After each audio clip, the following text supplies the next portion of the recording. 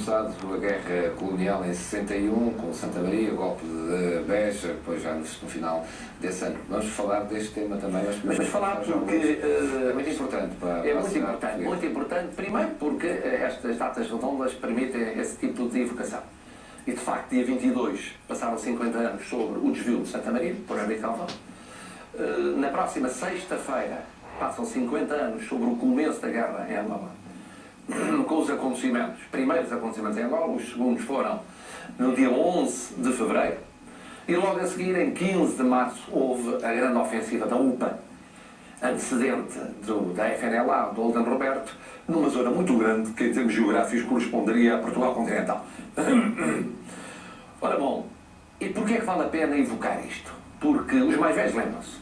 Os que tinham na altura 20 anos ou mais, lembram-se. Os outros ouviram falar. Mas é bom que se perceba como isto mudou a nossa história.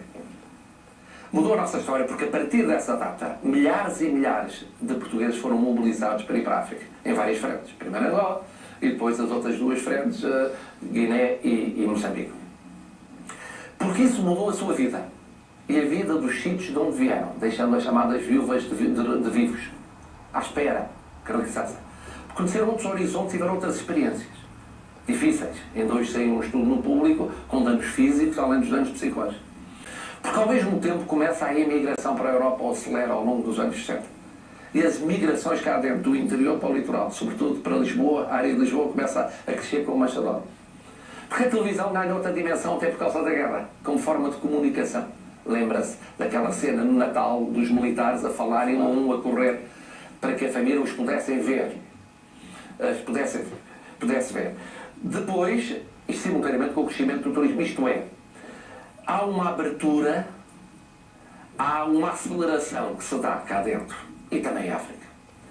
Não se esqueça que, independentemente da experiência muito gratificante que muitos retornados têm dessa sua vida em Angola, em Moçambique e na Guiné, vigorava ainda em 61 o Estatuto do Indigenato. E, portanto, os indígenas não eram portugueses. E os assimilados também não eram portugueses de pleno direito. E havia um regime de trabalho que era um regime, não podemos dizer trabalho forçado, que é demais, mas que não era exatamente igual ao regime de trabalho dos cidadãos portugueses, mesmo sendo em ditadura.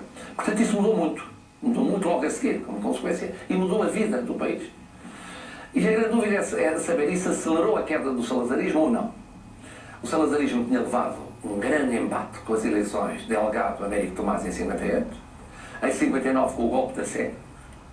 Em 59, Salazar é levado a retirar a possibilidade de campanhas eleitorais públicas para a eleição, entre aspas, do Presidente da República, mudando a Constituição. 1960 foi o último ano calmo do salazarismo, aparentemente calmo. 61 é um ano de tragédia, porque além de tudo isto que eu disse, e como recordou, no final do ano na Índia, em dezembro, e na passagem do ano para 62, o golpe de Beja.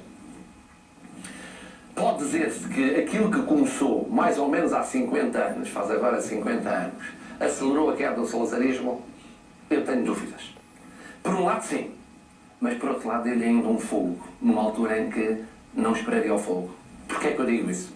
Primeiro porque criou uma causa. Para um regime que estava em queda, criou uma causa. Vamos agora unir todos por causa da Guerra da África. E até há oposicionistas moderados, Cunha Leal escreveu um livro a apoiar a causa e mandou a Salazar, que agradecer. Ramada Corte, que era um socialista, foi uma parte da oposição pequena, mas reunificou pelo menos o regime. Segundo lugar, as Forças Armadas uniram-se ao regime por mais um tempo. No ano 71 houve, além de tudo isto que eu disse, o golpe do Tenho Muniz. Quando os ministros da Defesa, o ministro do Exército, o Estado-Chave do Exército, Costa Gomes, tentaram convencer Tomás a demitir Salazar, apoiados pelos americanos. E o que é facto é que, quando há uma guerra, as Forças Armadas, numa primeira fase, combatem essa guerra e se justifica a existência das Forças Armadas. Portanto, o regime ainda duraria mais de uma década, em larga medida também, porque as Forças Armadas constituíram uma base de apoio político e social fundamental do regime e caiu, quando deixaram de constituir com o movimento dos jovens oficiais. E, portanto, por um lado, de facto, começou há 50 anos, mudou completamente o retrato do país e acelerou a queda do regime, mas mudou sociológico, económico, culturalmente o país. Por outro lado, há um fogo que é dado ao salazarismo que estava a esvair por essa circunstância que se chamou Guerra da África.